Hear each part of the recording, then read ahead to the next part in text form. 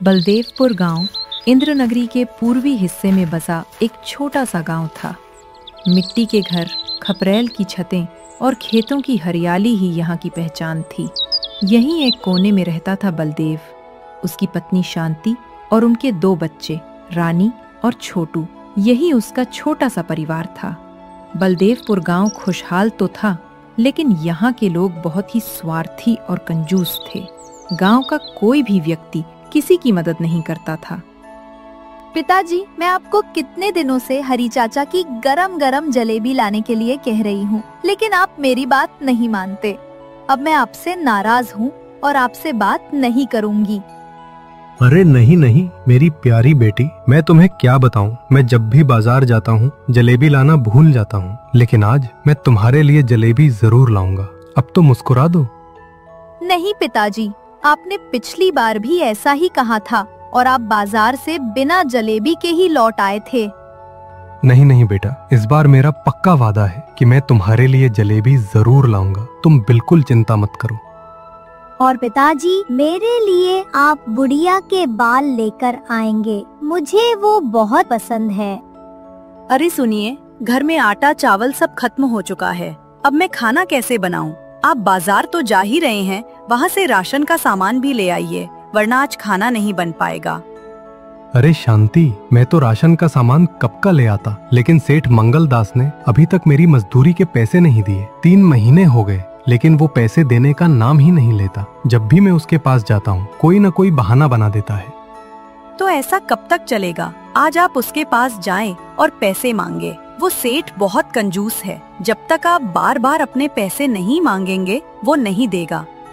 हाँ, मैं जानता हूँ शांति, मैं कई बार उसकी हवेली जा चुका हूँ, लेकिन वो पैसे देने से मना करता रहता है। इस बार उसने 22 तारीख को आने को कहा था। अरे तो अब मुहूर्त क्या देख रहे हैं? आज तो 22 तारीख है। आप भी एकदम भुलक्कड़ हैं। जल्दी जाएं और पैसे लेकर आएं। अरे मैं तो भूल ही गया था कि आज 22 तारीख है। मैं अभी जाता हूँ और सेठ से अपने पैसे लेकर आता हूँ। तुम बच्चों का ध्यान रखना। फिर बलदेव सेठ की हवेली की ओर अपने पैसे लेने के लिए निकल जाता है।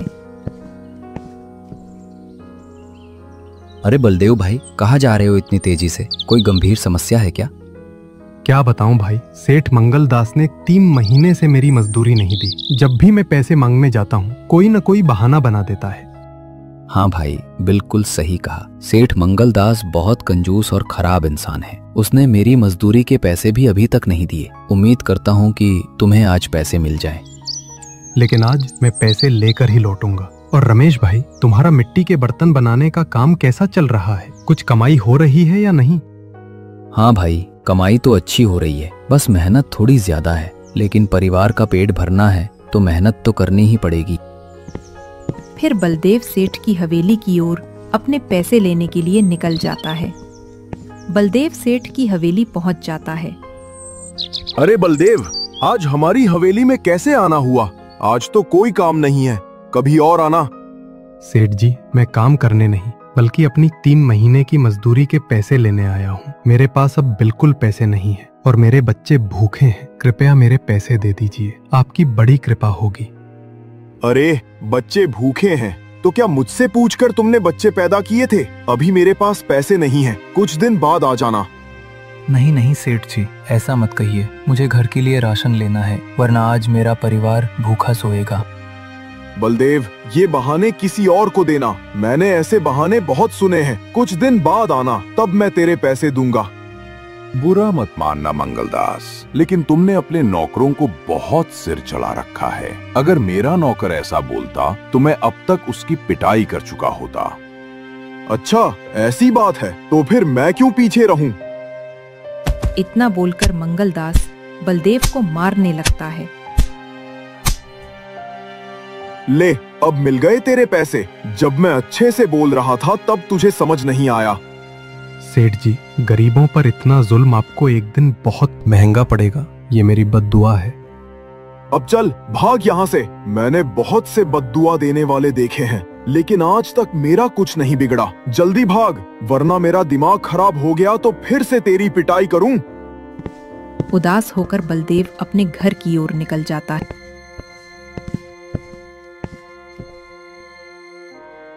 ये क्या हो गया जी? आपके शरीर पर ये चोट के निशान कैसे आए? फिर बलदेव सारी बात अपनी पत्नी को बताता है।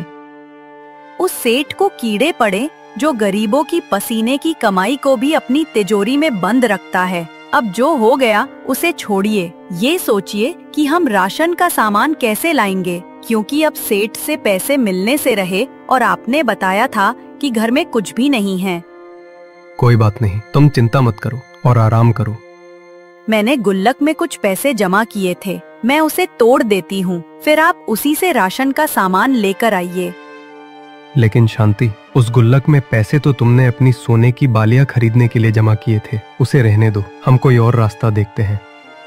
नहीं नहीं जी, सोने की बालियां तो बाद में भी आ सकती हैं, लेकिन अगर राशन नहीं होगा तो हमारे बच्चे भूखे रह जाएंगे, और वैसे भी पैसे अगर बुरे समय में काम ना आए तो उनका होना बेकार है।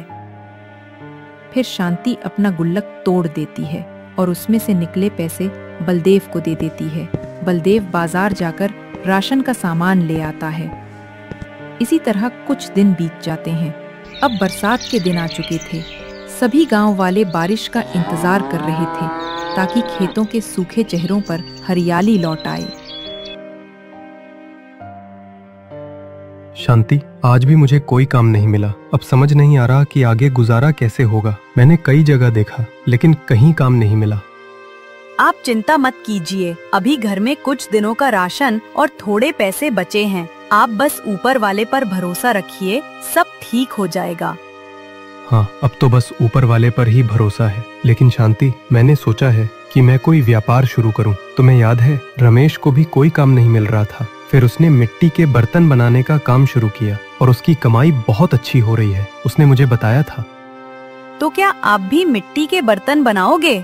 लेकिन आपको तो बर्तन बनाना आता ही नहीं, आप तो खाना बहुत अच्छा बनाते हैं, इसलिए कुछ ऐसा देखिए जिसमें आप निपुण हो। हाँ, तुमने बिल्कुल सही कहा। गांव में एक भी पानी पूरी का ठेला नहीं है, सारे लोग बगल के गांव में खाने जाते हैं। हाँ, आपका ये विचार तो बहुत अच्छा है। मुझे भी पानी पूरी बनानी नहीं आती, लेकिन पानी पूरी का ठेला महंगा होता है और हमारे पास इतने पैसे नहीं हैं। अरे तुम उसकी चिंता मत करो, मैं पुराना ठेला खरीद लाऊंगा, वो सस्ते में मिल जाएगा। भले ही वो थोड़ा टूटा फूटा हो, मैं उसकी मरम्मत कर दूंगा, फिर वो बिल्कुल ठीक हो जाएगा। तो फिर ठीक है, आप कल से ही पानी पूरी की दुकान शुरू कर दीजिए।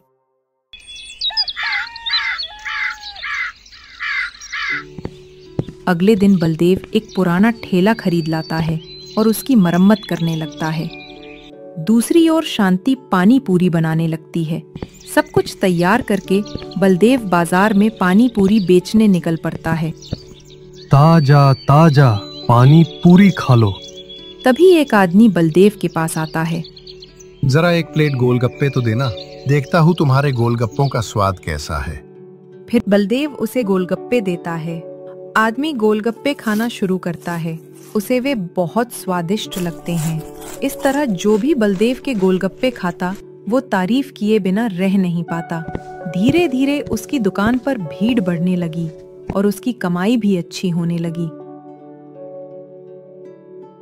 शांति, देखो, आज पूरे 350 रुपए की कमाई हुई। जो भी गोलगप्पे खा रहा था वो तारीफ किए बिना रह नहीं पा रहा था। तुमने सचमुच बहुत अच्छे गोलगप्पे बनाए हैं। चलो अच्छा है, मैं बस ऊपर वाले से यही दुआ कर रही हूँ। इसी तरह बलदेव अपनी दुकान लगाता रहा और उसकी दुकान अच्छी चलने लगी। 15 दिन इसी तरह बीत गए। फिर एक दिन सेठ मंगलदास अपने एक नौकर के साथ बलदेव के पास आता है। बलदेव, हमारे गांव में कुछ दिन बाद बाढ़ आने वाली है, इसलिए बाढ़ से बचने के लिए मैं शहर से जरूरी सामान लाऊंगा। इसीलिए मैं सभी गांव वालों से चंदा इकट्ठा कर रहा हूँ। सेठ जी, आपने यही बात पिछली बार भी कही थी, लेकिन तब तो कोई बाढ़ आई ही नहीं। ऊपर से आपने पहले दिए गए पैसे भी नहीं लौटाए और अब फिर से पैसे मांगने आ गए हैं। अरे बलदेव, प्यारी बातें भूल जा, लेकिन अगर तूने पैसे नहीं दिए तो मैं सारे गांव वालों को बता दूंगा कि तूने गांव की मदद के लिए चंदा नहीं दिया। फिर गांव वाले तुझसे खुद पैसे निकलवा लेंगे। सेठ जी, आप मुझे गांव वालों की धमकी मत दीजिए। मैं आपको पैसे दे रहा हूँ, लेकिन सिर्फ गांव वालों की भलाई के लिए, वरना मुझे आप पर जरा भी भरोसा नहीं है। ये बात सुनकर सेठ को बहुत गुस्सा आता है, लेकिन वो अपने गुस्से को दबा लेता है। फिर बलदेव उसे 200 रुपए दे देता है। फिर पैसे लेकर सेठ और उसका नौकर वहां से चले जाते हैं। कुछ दिन और बीत जाते हैं। एक दिन सेठ अपने मुनीम के साथ खड़े होकर बात कर रहा होता है। तभी बलदेव और उसकी पत्नी वहां से गुजरते हैं। वे दोनों सेठ के पास जाते हैं। क्या बात है सेठ जी, आपने तो कहा था कि गांव में बाढ़ आने वाली है, लेकिन यहाँ तो एक बूंद बारिश भी नहीं गिरी।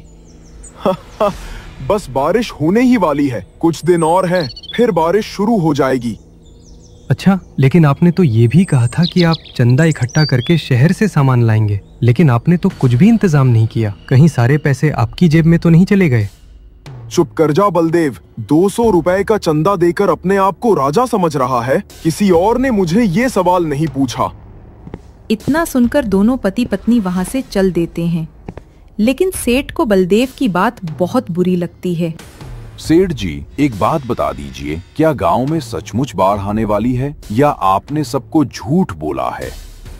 अरे मुनीम जी, मैंने समाचार पत्र में पढ़ा था कि हमारे गांव में बाढ़ आने की संभावना है, लेकिन मुझे लगता है कि हर साल की तरह इस बार भी कोई बाढ़ नहीं आएगी। मैं हर बार बाढ़ के बहाने चंदा इकट्ठा कर लेता हूँ। अगर बाढ़ नहीं आई तो सारा पैसा मेरी जेब में चला जाएगा। वैसे भी हर साल यही होता है, लेकिन बाढ़ आज तक नहीं आई। वाह सेठ जी, क्या बात है। आपके दिमाग को तो मानना पड़ेगा, लोड़ी से भी तेज चलता है। इसीलिए तो मैं सेठ हूँ और तू मेरा मुनीम। लेकिन ये बलदेव अब अपने आप को बहुत बड़ा समझने लग गया है। जब से इसने पानी पूरी का ठेला शुरू किया है, तब से इसकी जुबान बहुत चलने लगी है। अब कुछ भी हो जाए, मैं इसका ठेला बंद करवा कर ही रहूंगा। इस तरह दिल में बदले की आग लेकर सेठ गांव वालों को बलदेव के खिलाफ भड़काना शुरू कर देता है। बहुत से लोग बलदेव की तरक्की से जलने लगे, इसलिए धीरे धीरे सभी उसकी पानी पूरी खाना बंद कर देते हैं। बलदेव की आर्थिक हालत फिर से खराब होने लगती है। शांति, आज तो एक भी पानी पूरी नहीं बिकी। कोई भी गांव वाला मुझसे पानी पूरी खरीदने को तैयार नहीं है। लगता है उस दिन सेठ से सच कहकर मैंने बहुत बड़ी गलती कर दी। नहीं नहीं जी, इसमें आपकी कोई गलती नहीं है। आपने सिर्फ सच कहा, जो बिल्कुल सही था। आप चिंता मत कीजिए, ऊपर वाला सब ठीक कर देगा। अब तो मुझे कुछ समझ नहीं आ रहा शांति। ऊपर वाले ने सब कुछ ठीक किया था, लेकिन लगता है मैंने अपने हाथों से सब बिगाड़ दिया। हाँ जी, सेठ ने पूरे गांव को हमारे खिलाफ भड़का दिया है। अब अगर मैं पानी भरने भी जाती हूँ तो सब मुझे ताने मारते हैं। अब तो इस गांव में रहने का मन ही नहीं करता। चलो पास वाले गांव चलते हैं। हाँ, तुमने बिल्कुल सही कहा। यहाँ तो जैसे मेरा दम घुट रहा है। हम वहाँ जाकर कोई छोटा मोटा व्यापार शुरू कर लेंगे।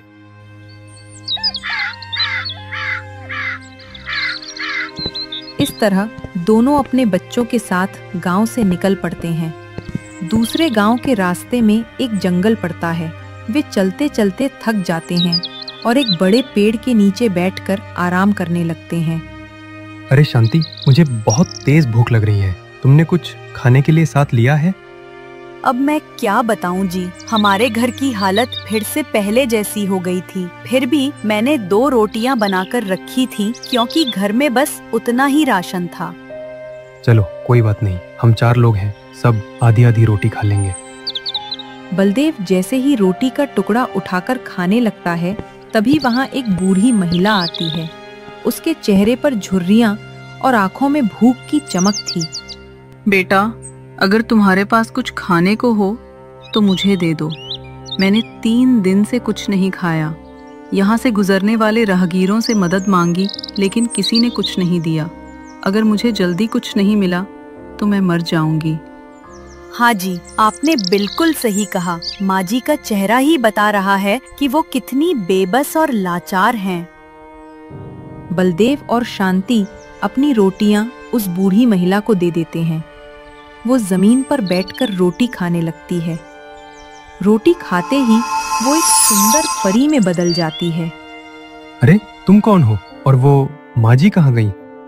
बलदेव, मेरा नाम चंद्रपरी है। एक श्राप के कारण मैं बूढ़ी बन गई थी, लेकिन तुमने निस्वार्थ भाव से अपनी रोटी मुझे दी, इसलिए मैं श्राप से मुक्त हो गई हूँ। मैं तुम्हें 2 बातें बताना चाहती हूँ। पहली, तुम्हारे घर के नीचे खजाना दबा है, और दूसरी, कुछ दिनों में तुम्हारे गांव में भयंकर बाढ़ आएगी जिसमें कई लोगों की जान जा सकती है। यदि तुम चाहो तो उन्हें बचा सकते हो। इतना कहकर चंद्रपरी वहाँ से गायब हो जाती है। शांति, क्या मैं सपना देख रहा हूँ या ये सब सच में हो रहा है? नहीं जी, ये सब सच में हो रहा है। चलिए जल्दी अपने गांव लौटते हैं। हाँ, तुमने बिल्कुल सही कहा। गांव वाले अच्छे हैं, बस सेठ की बातों में आकर भटक गए थे। हमें उनकी मदद करनी चाहिए। दोनों अपने गांव लौट जाते हैं। घर पहुंचकर जब खुदाई करते हैं तो उन्हें सोने के सिक्कों से भरा बक्सा मिलता है। वे बहुत खुश होते हैं। अरे, उस परी ने तो बिल्कुल सही कहा था। इतने सोने के सिक्के। हाँ, उस परी ने बिल्कुल सही कहा। अगर ये बात सच है तो बाढ़ आने वाली बात भी सच ही होगी।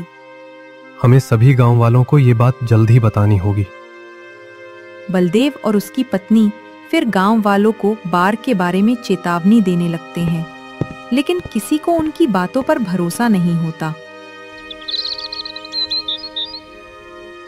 अरे सुना क्या भाई, बलदेव कह रहा है कि कल गांव में भयंकर बाढ़ आने वाली है। लगता है अब वो अपने आप को ज्योतिषी समझने लग गया है।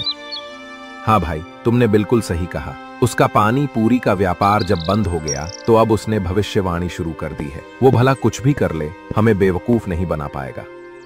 मैंने झूठ नहीं कहा है। ये खतरा सच में आने वाला है। अगर तुम सब नहीं मानोगे तो पछताना पड़ेगा। शांति, अब हम क्या करें? गांव का कोई भी व्यक्ति हमारी बात मानने को तैयार नहीं है। सभी को लगता है कि हम उन्हें बेवकूफ बना रहे हैं। हाँ जी, आपने बिल्कुल सही कहा। मैंने भी कई महिलाओं से बात की, लेकिन उन्हें मेरी बातों पर भरोसा नहीं हुआ। वे सभी मुझे ज्योतिषी पंडिता कहकर ताने मार रही थीं। देखो शांति, मुझे उस परी की बातों पर पूरा भरोसा है। कल हमारे गांव में जरूर बाढ़ आएगी। अब तो हमारे पास बहुत सारा पैसा है। मैं इन सोने के सिक्कों को शहर में बेच आता हूँ और बाढ़ से बचने की सामग्री ले आता हूँ।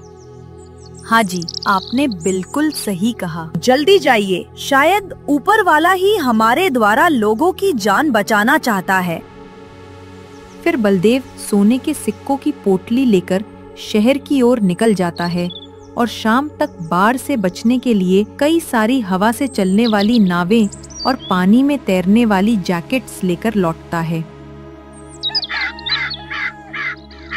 अगले दिन सुबह से ही आसमान में काले बादल छा जाते हैं और जोरदार बारिश शुरू हो जाती है। कुछ घंटों की भीषण बारिश से गांव में जल भराव शुरू हो जाता है और देखते ही देखते बारिश बाढ़ का रूप ले लेती है। सभी गांव वालों की जान खतरे में पड़ जाती है, क्योंकि उनके पास बाढ़ से बचने का कोई उपाय या सामग्री नहीं थी। तभी बलदेव और उसका परिवार नाव लेकर गांव वालों से उसमें बैठने के लिए कहता है।